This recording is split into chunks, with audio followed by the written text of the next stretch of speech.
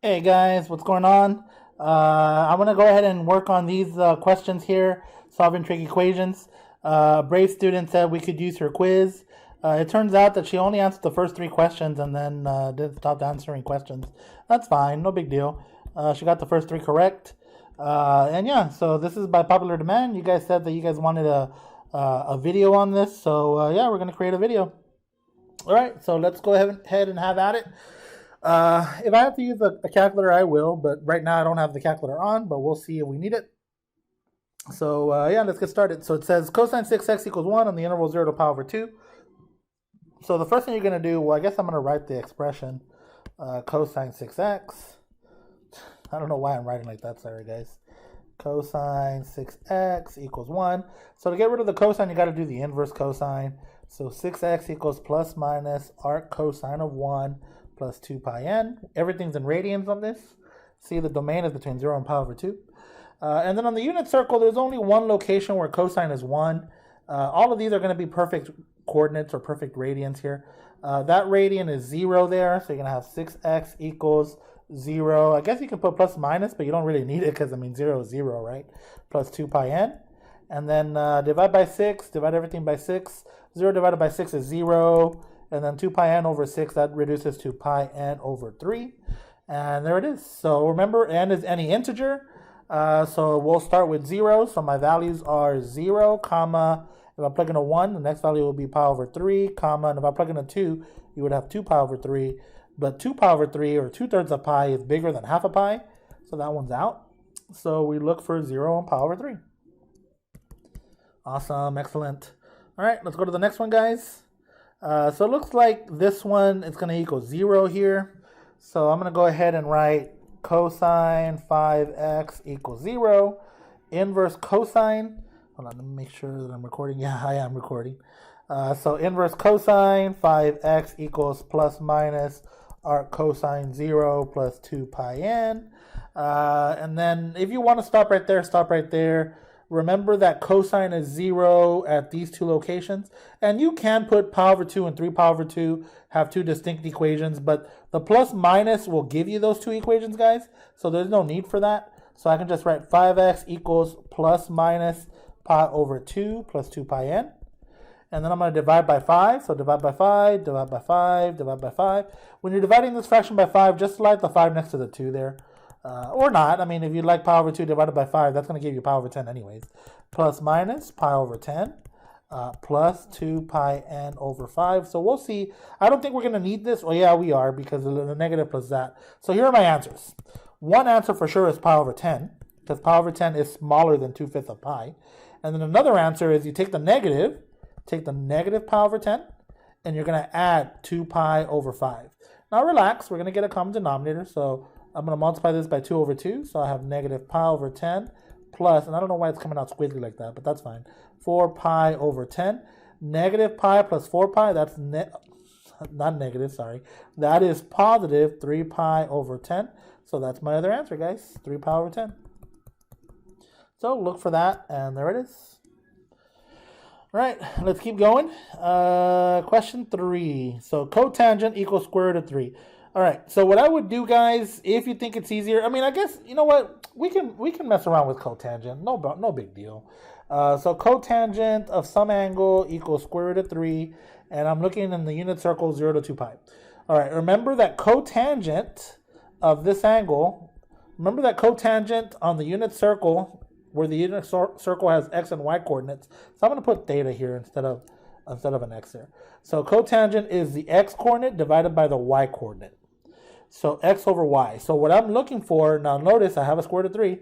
So what I'm looking for is, where is the x value a square root of 3 over 2, and where is the y value a half? Or where's the x value a negative square root of 3 over 2, and the y value a negative half? Because negative divided by negative is a positive as well. Travis, why that? Why those numbers specifically? Well, the 2's cancel out. Sorry that it's coming out squiggly. It's supposed to be an equal sign there. The 2's cancel out, and you just get square root of 3. See? Just like in the unit circle quizzes. So I'm looking for that answer. Remember, it's cotangent is x divided by y. So where's the x squared of 3 over 2 and the y a half? And this coordinate, or in that angle, 30 degrees. In radians, that is pi over 6. This guy here, because let me write the coordinate there, square root of 3 comma half. And the other one is this one down here, where the coordinate is negative square root of 3 over 2 comma negative 1/2. So yeah, square root of 3 over 2 divided by half is the square root of 3. And what is this radian? That radian is a 7 pi over 6. Now, if you didn't know that, I guess you could have used it in terms of tan. So if cotangent is square root of 3, oh, by the way, the answer is 7 pi over 6 and pi over 6. So this one right here. But if you didn't know that, I guess you could have done this as well. Tan x equals 1 over square root of 3. That's a reciprocal. And I guess you could, and I guess I'm saying that you can do this in the calculator. And then remember, because it's tan, you gotta add plus pi n. But then if you have a TI Inspire with a CAS, this will spit out pi over 6. But if you have a TI-84, I think it's gonna just spit out the decimal for pi over 6. So I'll show you guys. So here is my calculator. By the way, if you understand what I'm talking about, I guess you can fast forward another 15, 20 seconds and go to the next question. But I just wanted to show you this really quick. Oh look, by chance, by pure coincidence, because my calculus class, I think we're talking. Here's what pi over 6 is in decimal, 0.5235. So my mode is in radian. So if I were to go second arc tan, 1 divided by square root of 3, you're gonna get that decimal there. Bam, see? And so that's pi over 6. And if I add pi to it, that is 7 pi over 6. See? So if I write 7 pi over 6, and bam, there it is, same thing. So I think that's cool, guys. I hope you guys like that. I thought that was pretty chill. All right, let's go to the next one. So this one says cosine squared equals 1. No big deal, so we're going to get rid of that square there. So square root, square root. So now you're going to have cosine x equals plus minus 1. And then you can stop there and then start looking at the unit circle. Where is cosine a positive or negative 1? At these two coordinates. So that is radian 0. This is radian pi. Now look, notice that your domain is between negative pi over 2 and pi over 2. If you want to know where negative pi over 2 is, it's right here. And pi over 2 is right there. So if I'm only looking between negative pi over 2 to pi over 2, that means I'm only looking at this right here in green. From negative pi over 2 to pi over 2. So my only answer is 0. Bam. Just that one. And that's it, guys. Cool or not cool? Well, I can't actually hear you guys, but hopefully you said cool. All right, let's go to the next one. Let's see. All right, so 7 sine x cosine squared equals 7 sine x. The best route to do here, guys, is move that 7 sine x to the left. So now I'm going to have 7 sine x cosine squared x minus 7 sine x equals 0, because there's nothing on the right-hand side now. And I'm going to factor out. It looks like I can factor out a 7 sine x. So if I factor out a 7 sine x, parenthesis, I'm going to have cosine squared x minus 1, close it, equals 0. So now remember, I need it to equal 0. So the only way I can get 0 is if sine x equals 0, right? Because if sine x equals 0, 0 times 7 is 0, and anything times 0 is 0. So where does sine x equal 0? Well, on the unit circle again, sine is the y value, and the y value is 0 here on that x-axis, and there as well. So, and I look at my domain. Where's my domain? Negative pi to pi. So one answer is negative pi, because negative pi is that location. See, that's negative pi if you go clockwise. So one answer is negative pi. Let me put a negative in front of that. And then another answer is pi. And I'm not sure why there's squigglies. I've been having that issue for a while now. I think it might be the software, or it might be my laptop. Maybe I need a new one. All right, so next. Now we're going to solve for this one, which happens to be a question that we already solved, guys. Look, we had already solved that one. So where is cosine squared x equal to 1? We just did that one a little while ago. Square root, square root. Where is cosine x equal to plus minus 1? And again, that's cosine. Cosine is equal to plus minus 1 at those coordinates again. So I'm going to have those same radians again. So I don't know if they're being nice or not, but yeah, that's cool, right? So negative pi, pi, oh, and I'm missing one here. And, well, 0, of course, as well, right? Because negative pi is here. And then if I go clockwise, now I'm at 0. And then if I keep going clockwise, or If I keep going counterclockwise, sorry guys, I'm sorry for my error. Negative pi, counterclockwise, 0, counterclockwise, pi again. So negative pi, pi, and 0, or I guess in order, negative pi, comma, and then 0, comma, and then pi. So there it is, negative pi, 0, pi. So negative pi, 0, pi, and they're not going in order, but there it is, 0, pi, negative pi. I don't see any others. I think we're good. All right, let's go to the next one. All right, so this is the one, guys, that I told you that we needed to use a double angle formula. It's the only one that's like that. I don't want you guys to be robots. In time, we will talk about how we derived the double angle formula using composite argument properties. It's not hard. I can assure you it's pretty straightforward. But for now, we're just going to say that sine 2x is equal to 2 cosine x sine x. We will talk about how to derive that from scratch. In case you're wondering, you can start looking for the notes. I think I have it somewhere in there. Composite argument properties for sine a plus b. But if not, no big deal. We're going to derive all of this from scratch, and you're going to see how beautiful it is. It's going to be so awesome. We're going to derive everything from scratch, guys. It's going to be beautiful. All right, let's continue. So I'm going to substitute that. So I'm going to write 2 cosine x sine x equals negative 15 cosine x. So now what I'm going to do, I'm going to move that 15 cosine x to the left. So I'm going to write 2, and really I should have written sine x cosine x, but it's no big deal. It's the same. Cosine x sine x plus 15 cosine x equals 0. So now what I'm going to do is I'm going to factor out a cosine x. So there's me factoring out a cosine x. So I'm going to have 2 sine x plus 15 equals 0. So I go, where is cosine x equal to 0? Well, let's look on the unit circle again. So here's my unit circle. We're talking about cosine x, so it's the x coordinate. The x coordinate is 0 at this guy and this guy. So what is that? That is x equals pi over 2. And if I keep going like this, that's 3 pi over 2. And I didn't even look at my domain. Yeah, so we're in good shape. All right, so pi over 2 and 3 pi over 2. And then I start looking at this over here. And I notice that 2 sine x plus 15, I want that to equal 0. I move the 15 to the other side. 2 sine x equals negative 15. I divide by 2. Sine x equals negative 15 over 2. This magnitude is what? Negative 7.5. Remember that sine x only goes between 1 and negative 1. Travis, what are you talking about? On the unit circle, there's other ways. We can also talk about trig ratios, but on the unit circle, the biggest sine x will ever be is a 1 right here. That's the y value, 0, 1. I'm looking at the sine x. The smallest it'll ever be is negative 1.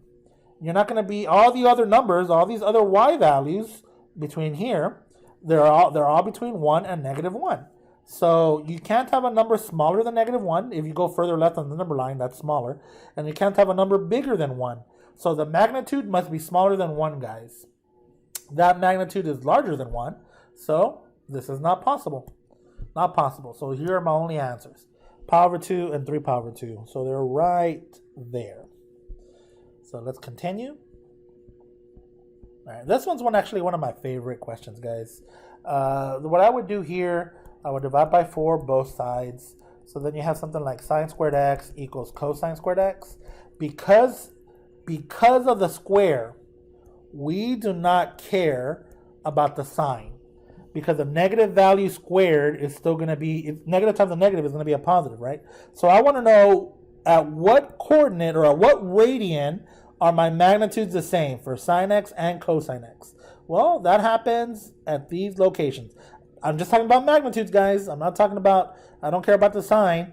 So square root of 2, comma square root of 2, square root of 2, comma square root of 2, and then negative square root of 2, comma 2, and then square root of 2, comma 2, and then in the quadrant 3, negative square root of 2 over 2, negative square root of 2 over 2, and then quadrant 4, square root of 2 over 2, comma negative square root of 2 over 2.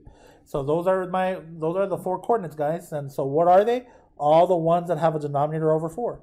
Pi over 4, 3 pi over 4, 5 pi over 4, 7 pi over 4, all of those. And I want you guys to really understand why. So let's talk about why, guys, because I don't want you to be a robot. So why is it those? Well, because think about it. Sine of pi over 4 is square root of 2 over 2. Remember what that square means. So that means this. Sine x, close it with a square on it. So sine of pi over 4 is square root of 2 over 2. And when I square that, I get 2 over 4, which is a half. So now let's see cosine. So cosine is the x value, and that's also square root of 2 over 2. And when I square it, I'm going to get half. Now, remember, we don't care what. Now, you may be thinking, like, well, child, what about that negative there? What if you're in quadrant 2? Well, it doesn't matter, because look, sine 3 pi over 4, close it, square, all this squared. Let's see if this is true. Cosine 3 pi over 4, close this guy squared. Oh, what happened? Where did it go? Right there. Squared. All right, well, sine 3 pi over 4 is square root of 2 over 2, and I'm squaring this. Cosine of 3 pi over 4 is a negative square root of 2 over 2, and I'm squaring that. Notice when I square something, negative times the negative goes away, so I have a half on the left equals, and on the right-hand side, I'm going to get another half as well. Check it out. So that's why we don't care about that magnitude. That's why we don't care about that sign, because I'm squaring it anyways, and that negative is going to go away. So it's all the 1s over 4. So all the denominators, you see this, 4, 6, 3, those are dumb. Let's see, all of them under 3, dumb. No. Don't be a robot. I know this question could be very easily hacked by just looking. Don't do that, guys, please, because I can assure you your semester exam is not going to be that easy, because I might not have multiple choice questions in there. I might have free response, and I might ask that question as a free response question, guys. So please make sure that we understand it. All right, so here we go. Now we got something like this. I think these are pretty straightforward. I think they're similar to your Algebra 2 days, guys, when you had something like 2x squared, and I'm sorry that I put a parenthesis there, 2x squared plus 13x plus 6 equals 0. And I was going to say let's factor out a 2 first, but you can't. So I guess what I would do here is maybe the guess and check method. So let's see. The only way to get a 2x squared is 2x times x. And there are 2 ways to get 6. It's either, it's either 6 times 1 or 3 times 2. So let's try the 6 and 1 first. So if I put the 6 here and the 1 there, I want you guys to notice that I'm going to add up to 13. 2x times 6, that's 12x. 1 times x, that's 1. 12 plus 1 is 13. So there it is, plus plus. It has to be that. Now, if you didn't understand that, guys, if you didn't like that, I mean, that's an Algebra 2 theme, right? Or one of the ways to do it in the Algebra 2, that's guess and check. If you didn't like that, you could have always done the AC method, followed by factoring by grouping, which is multiply the a and the c of your ax squared plus bx plus c equals 0. So 2 times 6, what's that? 12x squared. And then you say, what 2 numbers multiply to 12x squared that add up to 13x? And then you would have eventually gone to 6x and 1x. Sorry, did I say 1x? 6x and, nope, I'm all wrong, man. 12x times 1x. That's what I wanted to say, guys, sorry. So you would have eventually gone to this. 12x times x is 12x squared. 12x plus 1x is 13x. And then what you do is you substitute 2x squared plus 12x plus x plus 6. And then you group, and all that still equals 0, right? And then what can you factor out of the first 2? A 2x. And then you're going to have x plus 6. And then that's what you want to get, another x plus 6. So we factor out a 1, and we get x plus 6 again. Now notice, consider this is like a product here, and this is another product. So consider this like one giant term. What do I have in common? An x plus 6. So if I factor out an x plus 6, what do I have left on the outside? 2x plus 1. And why does it work? Well, because 2x times x is 2x squared, 2x times 6 is 12x, 1 times x is 1x. I'm sorry, I should have been... 2x times x is 2x squared, 2x times 6 is 12x, 1 times x is 1x, 1 times 6 is 6. See? And all these together, 12x plus 1x, that's that 13x, which eventually you get that whole statement. So hopefully that made sense, guys. I'm sorry if I'm going really fast. I am trying to go through this as quickly as possible, but slow this video down if you feel I'm going too fast, or just come to my room, guys. Come to my classroom and ask me what's up. You can't ask me right now because it's 9:21 p.m., right? But yeah, just swing by my room. We'll see what's up. Okay, anyways, let's get back to this problem. This is what I have. It's similar to this from your Algebra 2 days, so that means I can rewrite this as 2 sine x plus 1, close, open, sine x plus 6, close, equals 0. I know that sine x will never equal negative 6, so don't even worry about this factor. But this factor we do got to worry about. 2 sine x plus 1 will in fact equal 0. Move the 1 to the other side. 2 sine x equals negative 1. Divide by 2. Sine x equals a negative half. And then on the unit circle, where is the y value? Because that's what sine is. Sine is the y value. Where is the y value? Negative half. It's going to happen in quadrant 3 and quadrant 4. So hopefully you know that this guy right here is 7 pi over 6. So x equals 7 pi over 6. And then this guy over here is 11 pi over 6. 11 pi over 6. So there it is, guys. 7 pi over 6 and 11 pi over 6. 7 pi over 6 and 11 pi over 6. Yay. All right, let's go to the next one. Same deal again. This is similar to 2x squared plus x minus 1 equals 0. So they're making it easy now because the only way to get a 1 is a 1 and a 1. I'm talking about the c. The only way to get the c to be negative 1. 1 has to be positive, 1 has to be negative. The only way to get a 2x squared is 2x times x. So we have to add it to a positive 1. So that means that, let's see, I can't make this a 2x because 2x times 1 is a negative 2x. I need the larger number to be a positive, so erase that 2. Put that 2 over here on that one. So there it is, and all that still equals 0. Why does this work? X times 2x is 2x squared. X times 1 is negative 1x. 1 times 2 is 2x. 2x minus 1x is a positive 1. And then 1 times negative 1 is a negative 1. So there it is, guys. So there it is. Here we go. I'm going to rewrite it again. So cosine x plus 1, parentheses 2 cosine x minus 1. All that equals 0. All right, here we go. I'm going to solve for this. Where does cosine x equal negative 1? On the unit circle, cosine x is negative 1 at pi. So at x equals pi. So that's one answer. Now let's solve this one. Where does 2 cosine x equal 1? Well, first I got to divide by 2. So where does cosine x equals a half? Well, on the unit circle, cosine x is a half there in quadrant 1 and down here in quadrant 4. Remember, I'm talking about that coordinate, right? 1/2 comma square root of 3 over 2. So what coordinate is this, or what radian is that? That's pi over 3. And what radian is this in quadrant 4? That is 5 pi over 3. So you got to know your unit circle pretty good, guys. Make sure you know that. So here we go. I'm looking at pi over 3, 5 pi over 3, and pi. Pi over 3, 5 pi over 3, and pi. There it is, guys. Yay. All right, let's keep going. All right, question 10. So again, we're just going to divide by 4. So divide by 4, divide by 4. So I have cosine squared x equals 3/4. And then I'm going to take a square root. So I have cosine x equals plus minus. The square root of 3, I can't do anything about that, so I'll leave it as square root of 3. Over the square root of 4 is 2, so there it is. So on the unit circle, where is cosine square root of 3 over 2? In quadrant 1, right here. In quadrant 2, well, it could also be negative, remember. So right there. And in quadrant 3, right here as well. That's a negative half. And in quadrant 4, square root of 3 over 2, comma, negative half. All right, so I'm looking at all these x values. That's where I want, that's where cosine is square root of 3 over 2, positive or negative. So I need these radians. That's pi over 6. This one is 5 pi over 6. This one is 7 pi over 6. This one is 11 pi over 6. All the pi over 6s. So hopefully you're starting to notice a pattern. So it's this one right here, guys. Question 11. I would move this cosine x to the left. So I have cosine squared x minus cosine x equals 0. And then I would factor out a cosine x. So cosine x, and I'm going to have cosine x minus 1 equals 0. So then I have cosine x equals 0. And again, that happens at these two coordinates, at pi over 2 and at 3 pi over 2. So x equals pi over 2, comma, 3 pi over 2. And then I'm looking at this one, where is cosine x equal to a positive 1? That happens only at 0. And I guess you could say if you do a whole revolution, 2 pi. But notice that I have a parenthesis in 2 pi, so it's not going to be a parenthesis. It's not going to be part of my included answer. That's what I meant to say. So my answers are pi over 2, 3 pi over 2, and 0.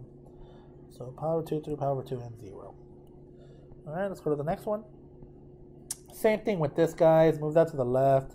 Sine squared x plus sine x equals 0. Factor out of sine x. So you're going to have sine x plus 1 equals 0. So where does sine x equal 0? And where does, where did it go? Where does sine x equal negative 1? So some of you might get the exact question, guys. So I'm going to leave this like that so you guys can figure it out. I already pretty much did all the heavy lifting, guys. Plus, I probably solved some of these in previous questions. Let's go to this one. All right, so this one says cosecant of 2x equals 2. So what I would do here, guys, I would do the reciprocal. Unless you want to work with cosecant, which you can. So do the reciprocal, keep the argument. Whatever you have in parentheses is your argument, equals a half. So now we can do this. So go inverse sine. So go 2x equals inverse sine of half plus 2 pi n. Now here we go. Here's where the fun part begins. 2x1. We're going to have two equations. On the unit circle, where is sine equal to a half? Well, in quadrant 1, it's going to be at pi over 6. So 2x1 equals pi over 6 plus 2 pi n. Now I'm going to do the next one in blue. So 2x2 equals, the other one that's a half is at, you're right, 5 pi over 6. Well, I couldn't hear you, but I hope you were thinking 5 pi over 6. 5 pi over 6 plus 2 pi n. All right, so that's it. We're pretty much got it. I'm going to go back to the red one. Divide by 2, divide by 2, divide by 2. So I have x1 equals pi over 12 plus pi n. And then I'm going to go to x2. So divide by 2, divide by 2, divide by 2. So I have 5 pi over 12 plus pi n. So let's see, what's my domain? 0 to 2 pi? All right, perfect. So here we go, common denominator, 12 over 12, and then 12 over 12. That will help us out. I'm going to put all my answers in black here. X equals, the first answer is pi over 12. The second answer is 5 pi over 12. The third answer, go to the red one, add 12 to pi. That's 13 pi. So 13 pi over 12.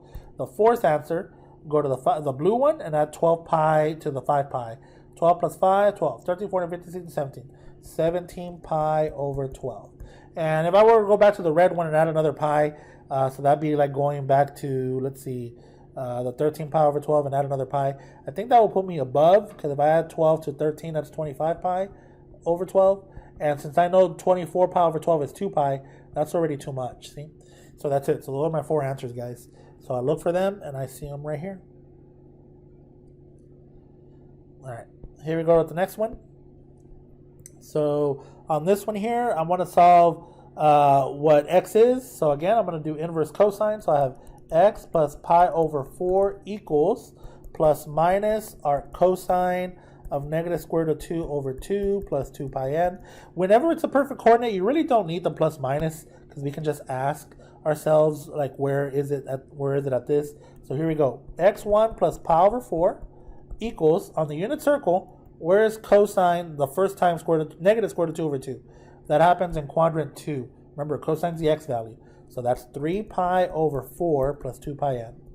And then I'm going to put it in blue, the next one. So here's the one in blue. So x2 equal, oh, well, I can't write x2 immediately. I got to write this statement here again. So x plus pi over 4 equals, and then this radian is 5 pi over 4 plus 2 pi n. So there it is. Now I'm going to go back to my red one. I'm going to move that pi over 4 right here. So I'm going to write x1 equals negative pi over, well, I guess I'll write it first so you guys can see it. Negative pi over 4 plus 3 pi over 4 plus 2 pi n. So negative pi over 4 plus 3 pi, that is going to be 2 pi over 4, which reduces to pi over 2 plus 2 pi n. And let me go to the one in blue. So now I'm just going to go ahead and just move it, guys. So I'm just going to move it right here. So 5 pi over 4 minus pi over 4 is 4 pi over 4, which reduces to just pi. Pi plus 2 pi n. So finally, what are my answers? My answers are, well, one answer, let me see, what's my domain? 0 to 2 pi? So one answer is just pi over 2, and the other answer is just pi. So pi over 2 and pi. All right. Same thing on this one, guys. I'm going to do inverse sine, so I'll get you guys started. This one, I guess I'll just do it, guys. Okay, so the first thing we're going to do is we're going to do the inverse sine, guys. So x over 2 minus pi over 4 equals arc sine of 1/2 plus 2 pi n. Now, remember, where is arc sine a half on the unit circle? Well, it's a half here in quadrant 1 and here in quadrant 2.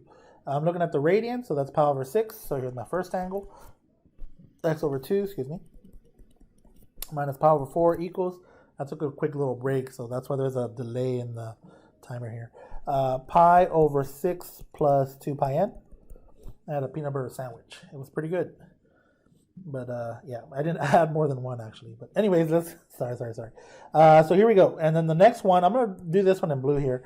X over 2 minus pi over 4 equals 5 pi over 6 plus 2 pi n. So the pi over 6 and the 5 pi over 6 is where you have your, where sine is a half, essentially, right? Those are my two equations. If you wanted to, you could be a robot and do arc sine pi minus arc sine a half, but that's going to give you the 5 pi over 6 anyways. So that's why all these are perfect coordinates, so you can just derive from that.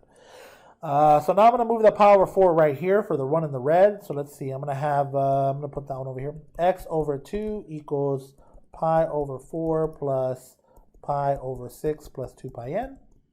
So then common denominator, I mean, I guess you could do it with a calculator, 1/4 plus 1/6 and whatever that is, common denominator. But we can do this by hand also. Common denominator looks like it's going to be 12, so multiply this by 3 over 3, because that's essentially just 1, so you're not changing anything. Multiply this by 2 over 2, so that will get you your 12 as a denominator. So 3 plus 2, that's 5, so x over 2 equals 5 pi over 12 plus 2 pi n. I don't know why I was writing 4 pi, I guess the foreshadowing, multiplying that by that 2 there. So now to get rid of the 2 in the denominator, I'm going to multiply everything by 2 there, right? So x equals 5 pi times 2 is 10 pi over 12, or you can just say 2 goes into 12 6 times, so that's going to be 5 pi over 6. However you think is easier, guys, either 10 pi over 12 and then reduce that to 5 pi over 6, or 2 goes into 12 6 times plus 4 pi n. So there's my equation 1. And I can see 5 pi over 6 is in there. So I'm assuming the one in blue probably is not going to come in the domain. Remember, my domain is between 0 and 2 pi. So let's see if that's true. It probably is, and you can probably stop right now. But I just want to make sure.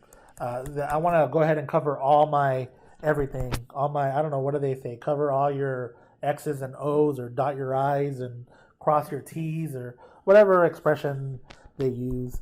So pi over 4 plus 5 pi over 6 plus 2 pi n. And then I notice that again, if I multiply this by 3 over 3 and then multiply this 5 pi over 6 by 2 over 2, I get x over 2 equals, let's see, 3 pi plus 10 pi, that's 13 pi. 13 pi over 12 plus 2 pi n. And if I multiply that everything by 2 again, I get x equals 13 pi over 6, because 2 goes into 12 6 times. Or you can, multiply everything by, you can multiply 13 by 2 and then just reduce it, plus 4 pi n. And sure enough, 13 pi over 6, guys, is slightly bigger than 2 pi, because 2 pi would have been 12 pi over 6. So yeah, the only answer that I see here is just a 5 pi over 6. So there it is. All right, let's go to the next one.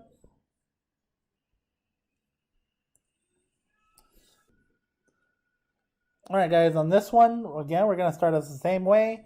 Divide both sides by 2. So we're going to have sine 6x minus pi over 12 equals negative square root of 2 over 2. And then I'm going to do arc sine. So I have 6x minus pi over 12 equals arc sine of negative square root of 2 over 2 plus 2 pi n. And then here comes the unit circle again. Where is sine equal to negative square root of 2 over 2? That happens in quadrant 3 and in quadrant 4. And that radian is 5 pi over 4 and 7 pi over 4. So here is the first one. So I'm going to write 6x minus pi over 12 equals 5 pi over 4 plus 2 pi n. And here comes the one in blue. 6x minus pi over 12 equals, the other one was 7 pi over 4 plus 2 pi n.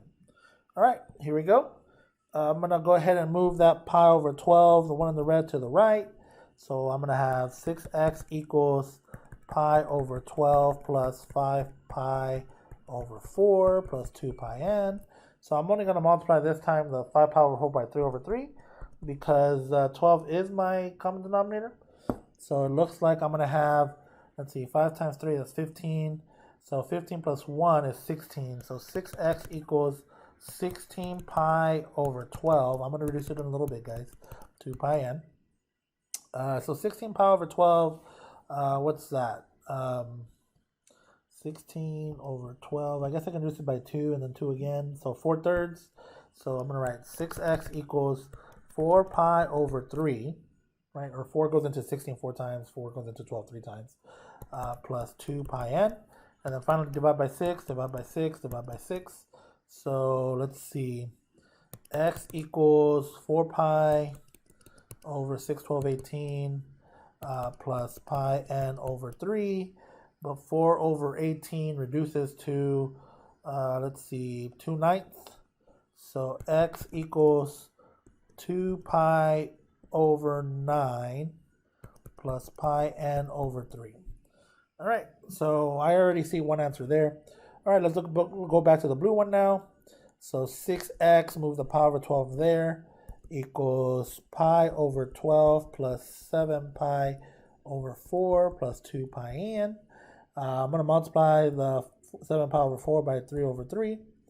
I tried to change the color there, but it didn't work. All right, so now I have 6x equals, so let's see, 7 times 3, 7, 14, 21. 21 plus 1 is 22, so 22 pi over 12 plus 2 pi n. So 6x equals, why did I do that? 11 pi over 6 plus 2 pi n. So I'm going to divide by 6, divide by 6, divide by 6. So now we have x equals 11 pi over 36 plus pi n over 3. All right, we are finally done. It is 2 pi over 9 as an answer and 11 pi over 36. Of course, you got to make sure your domain between 0 and pi over 2. So we're not going to add a third pi because then we'll be above the half a pi. So 2 pi over 9 is one answer. Out, maybe, out, maybe. And 11 pi over 36. So there it is. Okay. Question 17 looks to be pretty much the same, guys. It's the same logic. Go ahead and divide that by 2. So yeah, I don't see anything different, guys. It looks like it's the same logic. So we're going to have cosine 5x minus pi over 6 equals negative square root of 3 over 2. And then you're going to do inverse cosine. So remember, where are you? Negative square root of 3 over 2 in quadrant 2 and in quadrant 3. So then you're going to do, well, I'm already going ahead of myself here, right? 5x minus pi over 6 equals arc cosine of negative square root of 3 over 2 plus 2 pi n. You can write plus minus, but since it's a perfect coordinate, we already know what two equations we're going to have. 5x minus pi over 6 equals, one equation is 5 pi over 6 plus 2 pi n. Move that pi over 6 right there. So 5x equals pi over 6 plus 5 pi over 6 plus 2 pi n. So pi over 6 plus 5 pi over 6, that's 6 pi over 6, which reduces to pi. And then I'm just going to divide by 5. So we have x equals pi over 5 plus 2 pi n over 5. So one answer is pi over 5. So I can see that two of them have pi over 5. So we got to check our other, see if the other one is a possible, to see if 4 pi over 15 is an answer. So let's see. Because remember, we're going all the way to half a pi. 4 pi over 15 is definitely smaller than half a pi. So let's see. 5x. So I'm going to write, what do I write? I'll write it here. 5x minus pi over 6 equals, where else are you, where else is cosine negative square root of 3 over 2? That's 7 pi over 6. All right, move it right here. 7 pi plus 1 pi, that's 8 pi over 6. So 5x equals, and let's see what 8 pi over 6 reduces to. So let's see, 4 pi and 3. 4 pi over 3. So 4 pi over 3 plus 2 pi n. And then divide everything by 5, divide by 5, divide by 5. X equals 4 pi over 5 times 3 is 15 plus 2 pi n over 5. OMG, 4 pi over 15 is in there, guys. So there you go. All right. I think this was pretty straightforward, guys. Factor out a 9. And you're going to have sine squared x plus 9 sine x plus 1. Did I just do that?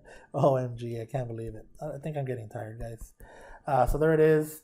I think it's pretty straightforward. That's similar to your algebra days when you had x squared or 9x squared plus 18x plus 9 equals 0. So if you factor out a 9, you get x squared plus 2x plus 1 equals 0. So the only way that, that does factor out. It's x plus 1, right? So 9 parentheses x plus 1, close it, squared equals 0. So I don't think that's going to give you any difficulties.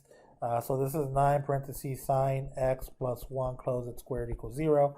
So just solve for wherever sine x is -1. We've done that many times already, guys. Yeah, so I don't think that's worthy. I don't think this one's necessarily worthy either. Or that one, to be honest, TBH. Maybe this one's a little more worthy than question 19. We'll get you started with question 19, guys. Inverse sine. So pi x plus pi over 6 equals arc sine of 1 plus 2 pi n. You know, this one's only going to have one equation. Where is arc sine equal to 1? Arc sine is equal to 1 only at pi over 2. So I want to say that I think you guys can take over. I think we've done enough that you guys can take it from here. So take it from there, guys. I don't think that's going to give you too much problems. Move that pi over 6 to the right. Divide everything by pi, so you're just going to have a number. Yeah, I don't see that giving you issues. This one, let's see. This is similar. Do we got plenty of space to write? Yeah, I do. This is similar to 4x squared plus 3x minus 7 equals 0. Now, hopefully you have enough experience, I hope, that you have enough experience that you can factor this relatively quickly. What I would have done first, I would have done that 7 first. So the only way to get that 7 is 1 times 7, right? And then you're like, okay, well then how do I get the 4x squared? There's two ways. You can either do 2x times 2x, or you can do x times 4x, or the other way around, right? 4x times x. So let's try the 2x and 2x first. So if I put the 2x and 2x, I want you to see that this is not going to work. Chavez, but how do you know that just by looking at it? Because look, 2x times 7, that's 14x. 1 times 2, that's 2x. The difference, and I say difference because I have a minus there, so that means one has to be positive, one has to be negative. The difference between 14x and 2x is not 3x. It's not.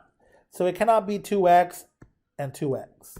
So that means it has to be this one. Now, which one is it? I'm going to do this on purpose wrong. So look, 4x and x. It can't be this one either, because 4 times 7, what's that? 28. And 1 times x, that's 1. And the difference between 28 and 1 is not 3x. So that means the 4 must go on this one, and the 1 must go on this one. I guess you don't have to put 1 in there. And look, that one works.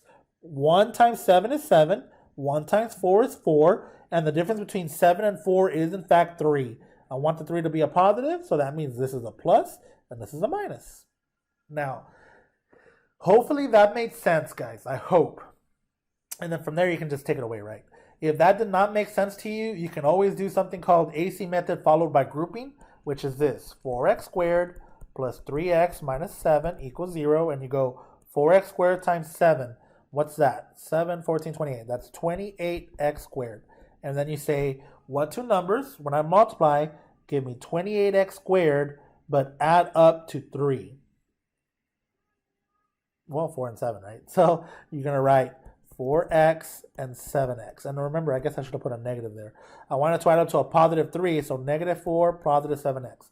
And then you just substitute this for the 3x, and you go 4x squared minus 4x plus 7x. And it actually doesn't even matter how you can reverse this and put 7x minus 4x. You'll get the same answer anyways. And then you group, and then you group. So what can you factor out of the first two terms? 4 in the next. So you get x minus 1, close. What can you factor out of the next two terms? Just a 7. X minus 1, close. All that still equals 0.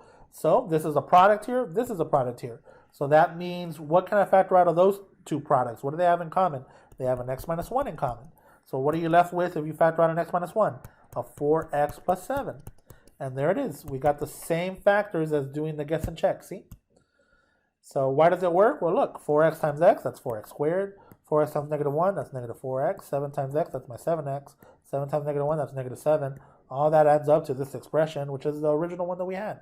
Now, of course, I have this expression, so that means that it's going to look like this. Oh, man. 4 cosine, I don't know why it's doing that, guys. 4 cosine x plus 7 and cosine x minus 1. The only one you have to pay attention to is this one, because this one, that's never going to happen. Cosine x will never be a negative 7/4. Because remember, cosine x is between negative 1 and 1, and this is smaller than negative 1. Or the magnitude is larger than 1, however you want to think. And then this, well, that will happen. That happens at this location, right? So yeah, it's pretty straightforward. We already got the answer there. I wasn't trying to get you the answer. Notice that 2 pi is not part of the domain. But yeah. So I wasn't actually trying to solve number 20, but I did by accident, so my bad, guys. All right, I hope you enjoyed this video. If you saw it all the way, give it a thumbs up. I'd really appreciate it. If not, that's fine, I guess. Hopefully you learned from it, guys, and yeah. All right, see you guys later. Good night. Good night. It's 10:05 p.m. over here, but you're probably watching it in the morning or something. All right, talk to you guys later. Bye-bye.